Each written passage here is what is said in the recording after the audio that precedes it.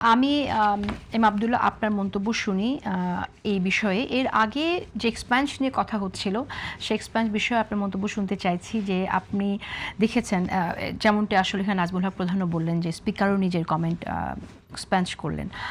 আপনি কিভাবে দেখেন যে এটা কেন জরুরি হয়ে পড়লো যে ওনার কমেন্টটাও এক্সপ্যান্স করতে হলো?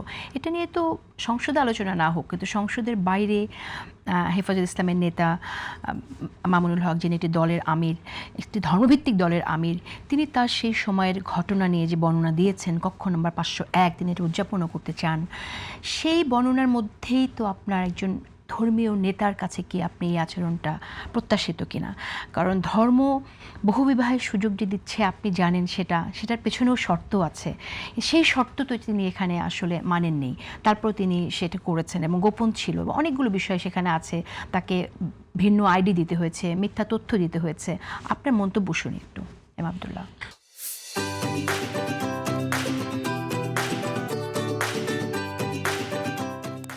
প্রথম কথা হচ্ছে, একটা বেসিক সংসদের নীতিমালা হচ্ছে যে যিনি সংসদে যার কথা বলার সুযোগ নাই তার সম্পর্কে সংসদে কথা বলা যায় না। এটা হচ্ছে একদম সংসদীয় রাজনীতির একটা বেসিক জায়গা।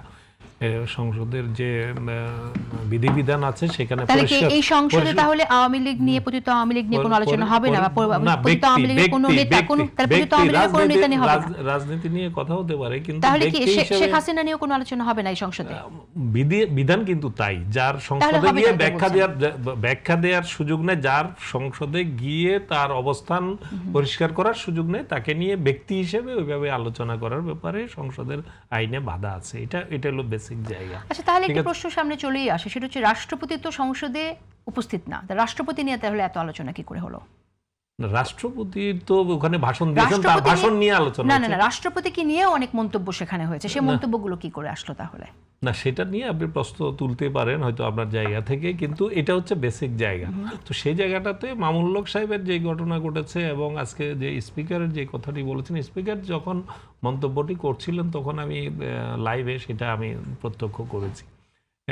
আমার কাছে তখনই মনে হয়েছে যে বিষয়টা শোভন হয় নাই। বর্তমান সংসদের স্পিকার এবং ডেপুটি স্পিকার খুব ভালো করছিলেন আমার দেখা মতে। আমি সংসদ কভার করেছি কয়েক যুগ বলা যায় আর কি। আমার পেশাগত জীবনের আমি অন্তত পক্ষে পঞ্চম সংসদ থেকে তো সবগুলো সংসদে আমি নিউজ কভারের জন্য গিয়েছি। এখন ত্রয়োদশ সংসদ চলছে। তো সুতরাং স্পিকারের এবং ডেপুটি স্পিকার দুইজনেরই পারফরমেন্স আমার কাছে খুবই ভালো মনে হয়েছে, এবং দুইজনেই কিন্তু একেবারে নতুন, কিন্তু তারা খুব ভালোভাবে সংসদ চালাচ্ছেন, যেটা প্রত্যাশা করা হয় যে একটা ভারসাম্যের জায়গা সরকার এবং বিরোধী দলের মধ্যে। এবং আমি যতটুকু বুঝি যে বিরোধী দল এই দুজনের উপর এখনো অনেকটাই হ্যাপি, আস্থা রাখছেন। এইটা একটা ভালো দিক, কিন্তু একটা কার্যকর পার্লামেন্টের জন্য এটা কিন্তু খুবই একটা ভালো দিক।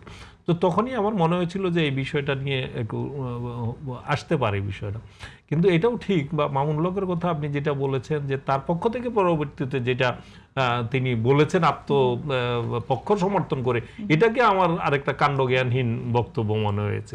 যে এই সব বিষয়াদি নিয়ে আসলে ওই যে নোংরা জিনিস ঘাটাঘাটি করলে যা হয়, এটা অনেকটা সেরকমই আমি বলবো।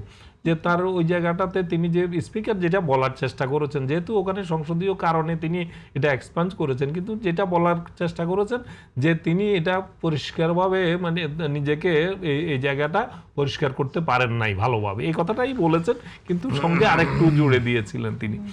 কিন্তু বাস্তবতা হচ্ছে মামুনুল হক সাহেবের ওই বিষয়টা নিয়ে এখনো পর্যন্ত কিছুটা অস্পষ্টতা আছে। এটা উনি যত যাই বলুন না কেন, এটা তিনি সেভাবে ক্লিয়ার করতে পারেন নাই, এবং সেই জায়গাটাতে তার একটু দায়ের জায়গা আছে। তিনি এটাকে নিয়ে আবার চ্যালেঞ্জ করা, উদযাপন করার যে কথাগুলো বলছেন, আমি মনে করি তার যে বক্তব্য অনুরাগী আছে তারাও যে এটাকে ভালোভাবে নিয়েছে, আমার কাছে তা মনে হয় না। কারণ আমি অন্তত ভার্চুয়াল জগতে তার অত্যন্ত ঘনিষ্ঠ যারা এবং তার অনুরাগী যারা, তাদেরকেও আমি দেখেছি এটা নিয়ে নেতিবাচক কমেন্ট করতে আমি দেখেছি। তার কমেন্টটা এক্সপ্যান্স করলেন, এটা কি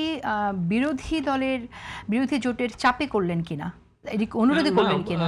অনুরোধে চাপ ঠিক না, স্পিকার তো কোনো চাপের কাছে অনুরোধেই করেছেন বলে আমি ধারণা করি। অনুরোধে করেছেন কারণ স্পিকার চান যে সংসদে একটা ভালো পরিবেশ থাকুক, কোনো খারাপ দৃষ্টান্ত না থাকুক, এ ধরনের একটা সদিচ্ছা থেকে তিনি এটা করে ভালো করেছেন আমি মনে করি।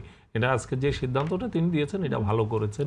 কিন্তু একই সঙ্গে মামুনুল হক সাহেবের যেটা করেছেন বাইরে তিনিও সেটা ঠিক করেন নাই।